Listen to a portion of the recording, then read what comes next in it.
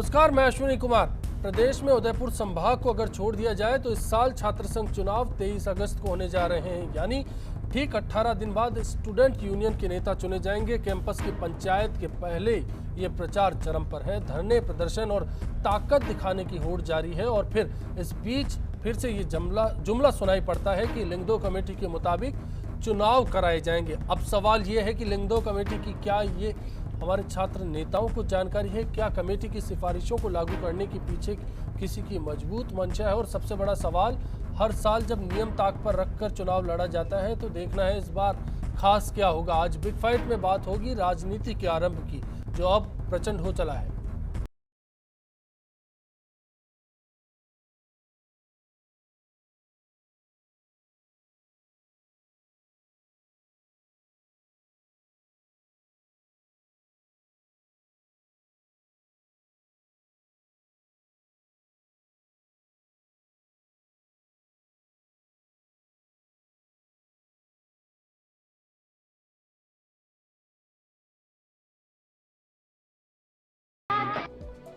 Big fight में आज के इशू पर चर्चा के लिए इस वक्त स्टूडियो में हमारे साथ हैं राजस्थान यूनिवर्सिटी के DSW सुरेश जोशी जी, हमारे साथ हैं अखिल भारतीय विद्यार्थी परिषद के संगठन महामंत्री मिथिलेश गौतम जी, और साथ ही हमारे साथ हैं निर्दलीय छात्र नेता धीरेन्द्र चौधरी। क्या लिंगदो कमेटी की सिफारिशें लागू होगी?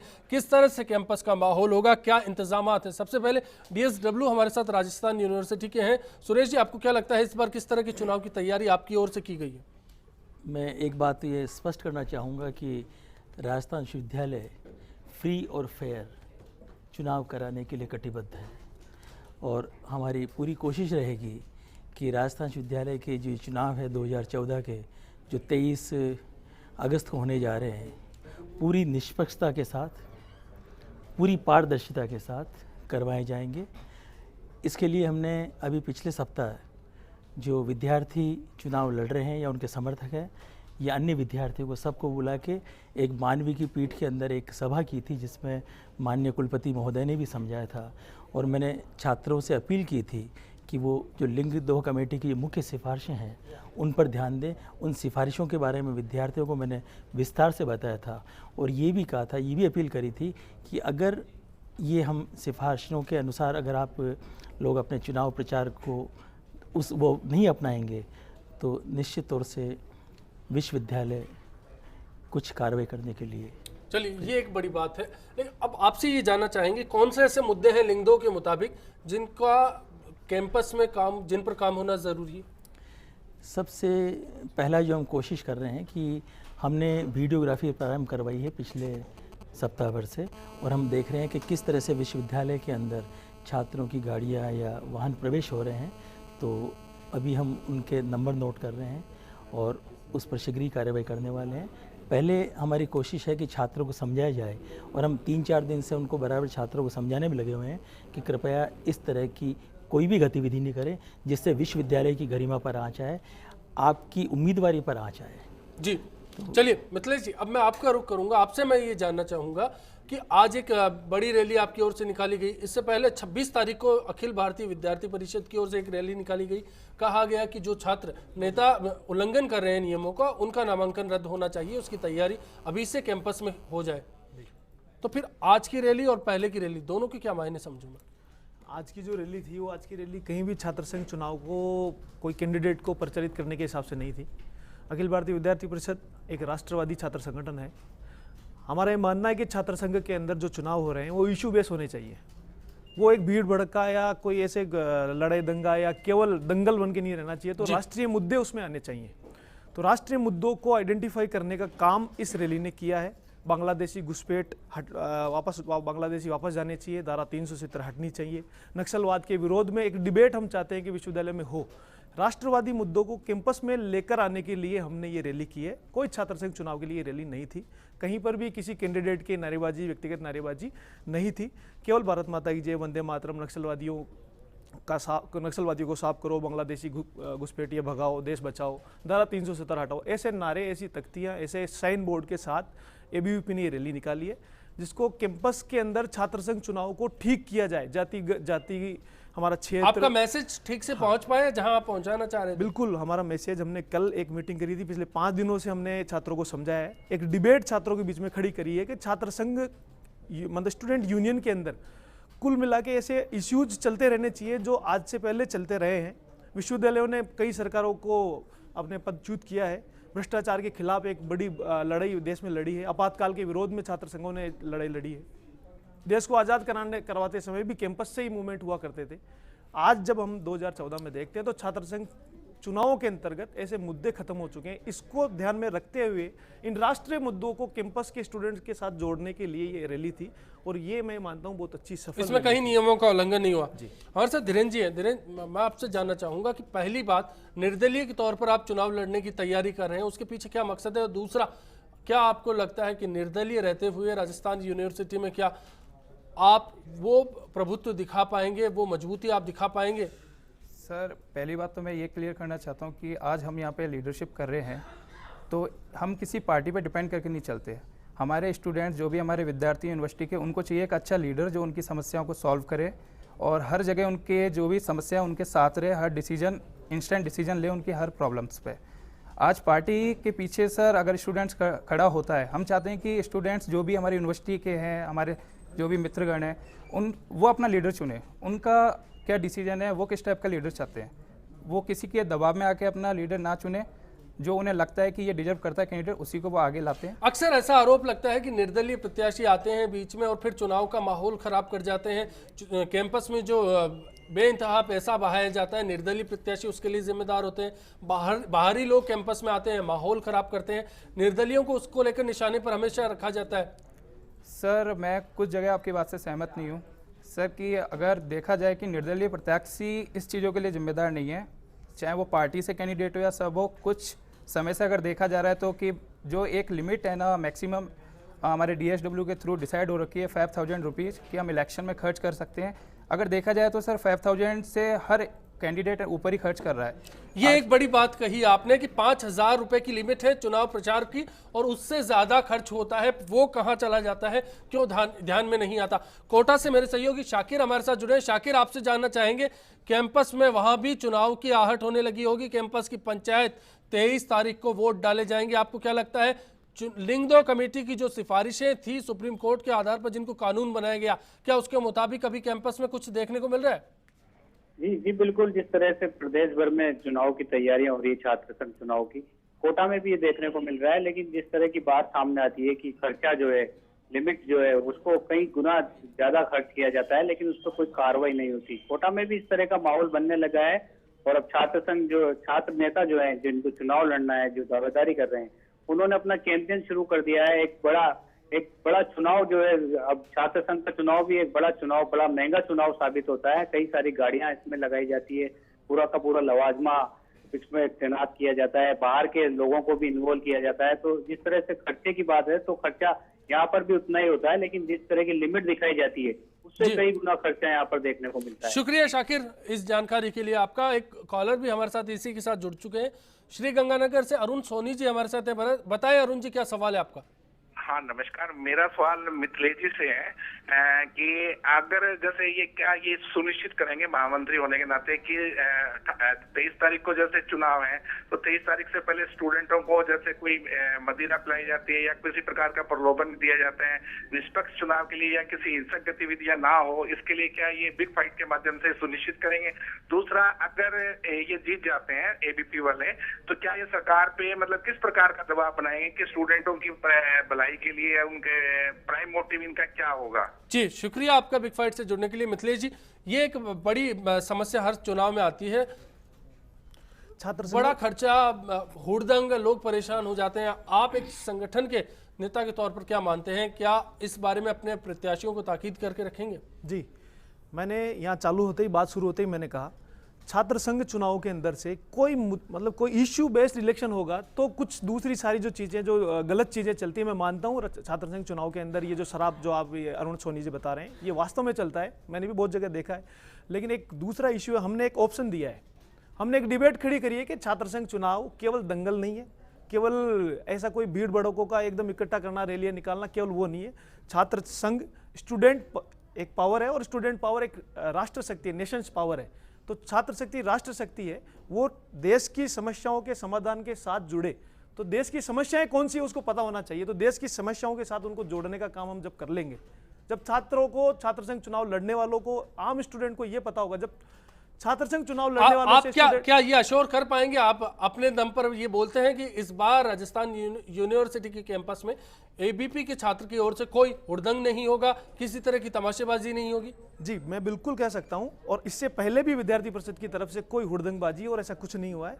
कुछ ऐसे इश्यूज हो जाते हैं, कुछ ऐसे जो आपने बताया, कुछ ऐसे एक जातियां ऐसी हो जाती है जो उनको आकर एक आपस में कॉन्फ्लिक्ट पैदा होता है। चलिए इस पे बात करें। सुरेश जी, आपसे जानना चाहेंगे, जिस तरह से धीरेन्द्र हमारे साथ है, उनको कहना है 5000 की चुनाव लिमिट है, लेकिन 5000 से ज्यादा ऐसा हो जाता है। लिंगदो कमेटी कहती है कि चुनाव प्रचार कैंपस में सीमित होना चाहिए, लेकिन पोस्टर्स बाहर लगते हैं, दीवारों को शहरों की बदरंग कर दिया जाता है, बसों पर पोस्टर पोत दिए जाते हैं। ये जो तस्वीर है, इसको लेकर क्या एक्शन प्लान है यूनिवर्सिटी के पास? विश्वविद्यालय का बिल्कुल रुख साफ है और विश्वविद्यालय प्रशासन और पुलिस प्रशासन ने एक संयुक्त मीटिंग करी थी छात्रों के साथ भी, और उसमें छात्रों को साफ तौर से बताया गया था कि विश्वविद्यालय के बाहर अगर ये इस तरह की गतिविधियां करती है तो पुलिस सीधा कार्रवाई करने के लिए कार्रवाई करेगी। इसमें आपकी तरफ से किसी तरह की सिफारिश का कोई प्रावधान है? हाँ, हमारी तरफ से भी ये सिफारिश है कि अगर राजस्थान विश्वविद्यालय के छात्र हैं और बाहर अगर कार्रवाई करते हैं तो वो हमें रिपोर्ट करें, पुलिस अपनी कार्रवाई करेगी, और अगर आवश्यकता पड़ती है तो हम भी जो विश्वविद्यालय इसके लिए अपना जो भी आवश्यक कदम होगा वो कदम उठाएगा। और छात्र, चलिए हमारे साथ इस बहस में अब मिथिलेश जाऊंगा मैं आपके पास। नरसी किराड़ जुड़ चुके हैं, एनएसयूआई नेता। आपसे मैं जानना चाहूंगा नरसी, क्या इस छात्र संघ चुनाव को लेकर एक अच्छा चुनाव हो, लिंगदो कमेटी की सिफारिशों के मुताबिक ये चुनाव हो, आपकी तरफ से इसको लेकर क्या क्या तैयारी है? देखिए, एनएसयूआई ने जब से इस बार जब कांग्रेस की सरकार थी, मैं आपको बताना चाहता हूँ, पिछली बीजेपी की सरकार ने तो छात्र संघ चुनाव को बंद किया था। माननीय अशोक जी गहलोत जी की जब सरकार आई पिछली, उन्होंने छात्र संघ चुनाव को चालू किया, और उसका उदाहरण सबसे बड़ा मैं आप बताना चाहता हूँ कि लिंगदो की सिफारिशों पे हमने चुनाव लड़ते हुए मैंने खुद ने इलेक्शन जीता। हम तो खुद ये चाहते हैं कि राजस्थान का एक आम छात्र इस चुनाव का भागीदार बने, और जो आज गुंडा तत्व लोग आकर यहाँ विश्वविद्यालय का माहौल ख़राब करते हैं, चाहे वो हमारे संगठन से हो या किसी अन्य संगठन से हो, उनके खिलाफ रियल में सख्त कार्रवाई होनी चाहिए, और ऐसे लोगों को आइडेंटिफाई करके उनके खिलाफ कार्रवाई होनी चाहिए। इस पर हमने ऐसे लोगों को हमने नोटिस देना चालू कर दिया है। हमारे संगठन में तकरीबन 15 लोग हमसे टिकट मांग रहे थे, चूँकि मैं यहाँ का इंचार्ज भी हूँ, तो आज हमारे पास वो लिस्ट घटकर केवल 6 लोगों की रह गई है। हम खुद ये चाहते हैं कि जो छात्र पूरे साल भर लोगों के बीच में रहेगा, उनके साथ मेहनत करेगा, उनकी जो भी जेन्युइन समस्या है उनको हल करेगा, ऐसे व्यक्ति को, ऐसे छात्र को मौका मिले। मिथिलेश जी, आप कुछ कहना चाह रहे थे? मैं 5000 खर्च सीमा पर कहना चाह रहा था। दिल्ली यूनिवर्सिटी में 1.5 लाख स्टूडेंट है, राजस्थान यूनिवर्सिटी में 26,000 स्टूडेंट हैं, कोटड़ा की एक गवर्नमेंट कॉलेज में 300 स्टूडेंट हैं, और भी कितनी गवर्नमेंट कॉलेजेज है जहाँ पर केवल 137 स्टूडेंट है। तो 137 स्टूडेंट जहाँ पर है वहाँ भी 5000 खर्च सीमा, जहाँ 1.5 लाख स्टूडेंट है वहाँ भी 5000 खर्च सीमा। जेएनयू इतना बड़ा, एक दिल्ली यूनिवर्सिटी कितना बड़ा कैंपस है, 5000 खर्च सीमा। मैं बिल्कुल इत्तेफाक रखता हूँ इस बात से, और मैं ये कहना भी चाहता हूँ, और लिंगदो कमेटी की सिफारिशों में संशोधन होना चाहिए। ये 5000 अतार्किक है। दूसरी बात, मेरे ख्याल से 2010 में जब इस बारे में फैसला लिया गया, सरकार ने इस बारे में सिफारिश की, तो अखिल भारतीय विद्यार्थी परिषद पहला ऐसा संगठन था जो तैयार था लिंगदो की सिफारिशों पर चुनाव लड़ने के लिए। उसके साथ हाँ, लिंगदो कमेटी की सिफारिशों का हमने ही उस पर 62 हमारा एक डिमांड चार्टर उनके पास गया था, 62 सजेशंस हमने एबीपी की तरफ से इनको दिए थे लिंगदो समिति को। इस बात से हमने शुरू से हम इसके विरोध में है कि ये इक्वल नहीं है। 5000 खर्च सीमा में चुनाव दिल्ली विश्वविद्यालय में और किसी गवर्नमेंट कॉलेज में नहीं हो सकता, ये गलत है। दूसरी बात, जो संशोधन होना चाहिए, निश्चित रूप से होना चाहिए, और ये गलत है, और ये विश्वविद्यालय प्रशासन भी मानता है। ये खर्च सीमा लेंगे तो झूठ बुलाने के लिए ये कानून है क्या? ये कानून ही ऐसा है कि तोड़ने के लिए बना है। 5000। चलिए धीरेन्द्र, क्या कुछ कहना चाहेंगे? सर, मैं सर की बात से सहमत भी हूँ कि जहाँ पे 1.5 लाख बच्चे स्टूडेंट्स हैं वहाँ पे 5000 रुपये लिमिट तय कर रखी है, और यहाँ पे 26,000 है हमारी यूनिवर्सिटी में, यहाँ भी 5000 है। तो सर आप कुछ कहेंगे खर्च सीमा को लेकर? खर्च सीमा तो सर आज की जो महंगाई का दौर है, मुझे नहीं लगता कि ये सार्थक है। कहना एक अलग बात है कि हम 5000 में चुनाव लड़ रहे हैं, लेकिन क्या हकीकत में हम 5000 में चुनाव लड़ रहे हैं? चलिए एक बड़ा मुद्दा यहाँ सामने आ जाता है। लिंगदो कमेटी कहती है कि 5000 खर्च सीमा में इस बार कैंपस में चुनाव होना चाहिए। लगातार शुरुआत से इस बात की सिफारिश की गई है। हमारे साथ छात्र संगठन भी है, छात्र नेता भी हैं, उनका मानना है कि ऐसा संभव नहीं है। उसके बावजूद फिर अगर ऐसा होता है तो कार्रवाई का प्रावधान भी है। जैसा कि DSW राजस्थान यूनिवर्सिटी के हमारे साथ हैं, वो बोलते हैं कि इस बारे में साफ तौर पर ताकीद कर दिया गया है। इस बारे में ओरिएंटेशन प्रोग्राम्स भी हो चुके हैं, उसके बावजूद भी ऐसा होता है। तो एक बड़ा फर्क यहाँ नजर आ जाता है। बिग फाइट में ब्रेक का वक्त है, कुछ ही पलों में लौटेंगे, आप बने रहिए। कैंपस के मुद्दे और भी है, कैंपस की बातें और भी है, किस तरह से आमजन इसके कारण परेशान होता है, बात करेंगे।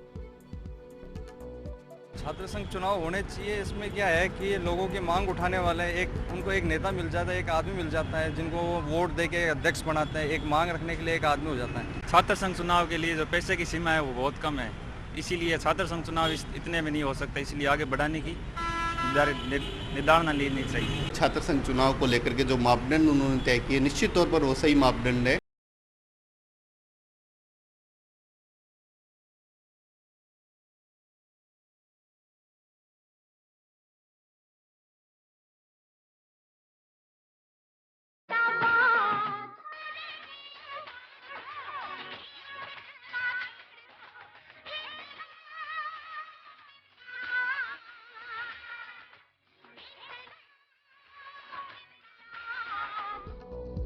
बिग फाइट में आज बात है आरंभ है प्रचंड। दरअसल ये बात है छात्र राजनीति की, और इससे जुड़ा हमारा सवाल है कि क्या कैंपस में छात्र संघ चुनाव के नाम पर खुलेआम लिंग दो कमेटी का माहौल उड़ाया जा रहा है।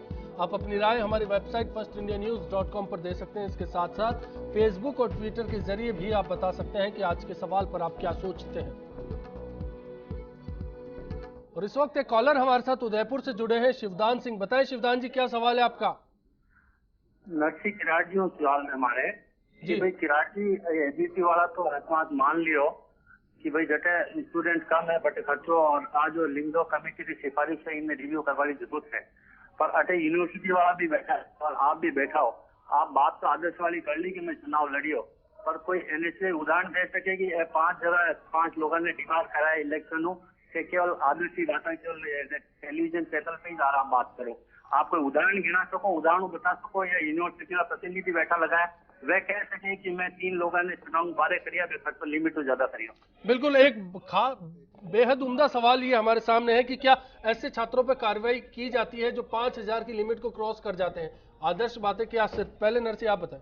नहीं, मैंने अभी आपको यही बताया था कि ये कहना एक अलग बात है, इसमें अमेंडमेंट आना चाहिए। हमने तो पहले भी कहा था लिंग दो की जो सिफारिश है इसमें बहुत सारी चीजें ऐसी हैं कि जिनमें सुधार करने की गुंजाइश है। जैसे 5000 की जो ये खर्चे की सीमा है इसको बढ़ाया जाना चाहिए, क्योंकि 5000 में चुनाव लड़ना ना केवल क्या जिसने इस लिमिट को एक्सेड किया एनएसयूआई की ओर से उस पर कार्रवाई की गई? नहीं, एनएसयूआई के लोगों ने तो इसके विरोध में किया था। एनएसयूआई ने ये भी कहा था कि जो आप एक बार लड़ने का मौका दे रहे हो आप, ठीक है। आप नरसी किराट जब महासचिव चुने जाते हैं तो क्या उस दौरान अध्यक्ष की खर्च सीमा भी 5000 के अंदर थी? नहीं, ये तो उनको अध्यक्ष को पता है, लेकिन हमने एनएसयूआई ने इसका विरोध किया, न केवल खर्चे सीमे का। हमने इतना तक विरोध किया था कि आप एक छात्र को कैसे बाउंड करना चाहते हो। सुरेश जी, ये एक बड़ा सवाल है। आपको नहीं लगता कि जैसे ही इस बारे में पता लगे, क्योंकि गाड़ियों का मूवमेंट आप नोट करते हैं, पोस्टर्स को आप देखते हैं, प्रिंटेड सामग्री आनी ही नहीं चाहिए, जबकि पूरे चुनाव में हम लोग देख रहे हैं पूरा शहर पूता पड़ा है। जयपुर की बात की जाए, दूसरे शहरों की भी बात की जाए तो वहां भी कमोवेश ऐसे ही हालात है। इस पर क्या एक्शन होता है और क्या कोई एक एक्शन का एग्जाम्पल है हमारे सामने? नहीं, बिल्कुल नहीं, आपका बिल्कुल सवाल सही है। और क्योंकि अभी 1 हफ्ते पहले ही मैंने ये कार्यभार संभाला है और इस मामले को लेकर हम लोग काफ़ी स्ट्रिक्ट हैं, और निश्चित तौर से विश्वविद्यालय कैंपस के अंदर अगर इसका उल्लंघन हुआ है तो चीफ प्रॉक्टर के माध्यम से हम कार्रवाई करेंगे। जी धीरेन्द्र, मैं आपके पास आना चाहूँगा। आपने चुनाव प्रचार शुरू कर दिया? जी सर। नरसी जी, आपके एनएसयूआई की ओर से क्या कैंपेन चल रहा है? देखिए, कैंपस में हमारे जितने स्टूडेंट लीडर्स हैं और हर छात्र अपना भाग्य आजमाना चाहता है, किसी ना किसी संगठन से जुड़ना चाहता है, तो ऐसे में ये दिक्कतें हमारे सामने आती है। क्योंकि एक प्रभारी होने के नाते भी हम सब पे ये दायित्व है कि हम उचित व्यक्ति का हम चुनाव कर सकें, ऐसे व्यक्ति को हम मौका दे सकें। क्या कैंपेन पर काम चालू हो चुका है? हाँ, कैंपेन पे हम। मिथिलेश जी, मैं आपसे भी जानना चाहूंगा कि क्या तैयारी है कैंपस में कैंपेन को लेकर? चुनाव को लेकर जो तैयारियां विद्यार्थी परिषद करती है या कैंडिडेट करता है, उसमें कभी भी एबीवीपी ने जो कार्यकर्ता है उसको इलेक्शन लड़ाना तो स्टूडेंट हेल्प डेस्क सबसे पहले वो छात्रों की समस्या का समाधान करे, छात्रों के बीच में रह के करे। तो उसके पास कोई मे आई हेल्प यू का कार्ड भी है, तो एबीवीपी के नाम का। क्या एबीवीपी की ओर से कोई प्रत्याशी का चयन कर लिया गया? एबीवीपी की तरफ से प्रत्याशी का चयन नहीं किया गया अभी बहुत सारे ऐसे हमारे 8-9 कार्यकर्ता हैं जो चुनाव लड़ना चाहते हैं, उनका हम स्क्रूटनी करके उनमें से जो बेस्ट होगा उसको हम डिक्लेयर करने वाले हैं। लेकिन जो प्रत्याशियों का जो काम है, यहाँ पर संगठन भी पूरा एकदम पूरी मेहनत करके चुनाव लड़ता है। यहाँ कार्यकर्ता 24 घंटों में जितनी देर कैंपस चलता है वहाँ पर एक्टिव रहता है, छात्रों की समस्या का समाधान करता है, छात्रों के लिए वो कुछ भी करने के लिए तैयार रहता है। दूसरा, नवागंतुक छात्रों, हेल्प वेलकम फ्रेशर्स, इस प्रकार के कार्यक्रम हमने किए। छात्र हितों के जो मुद्दे हैं उनको लेकर मूवमेंट ये भी विद्यार्थी परिषद ने किया है, और ये एक राष्ट्रीयता के साथ जोड़ने का काम भी अभी हमने शुरू किया है। ये एक बड़ी बात है। लिंगदो कमेटी कहती है कि 5 दिन तक चुनाव प्रचार होना चाहिए। चुनाव की 23 तारीख को अगर चुनाव है तो फिर इसके मुताबिक 18 से चुनाव प्रचार कैंपस में शुरू किया जाना चाहिए। तो अगर इस तरह की कोई गतिविधि आपके सामने आती है तो उसको लेकर क्या कार्रवाई का प्रावधान है? किस तरह से प्रचार में फर्क करें और जागरूकता कार्यक्रमों में फर्क करें? बिल्कुल, हम लोग जो है अभी भी छात्रों को समझा रहे हैं, क्योंकि करीब 13 तारीख से ये प्रक्रिया चालू हो जाएगी।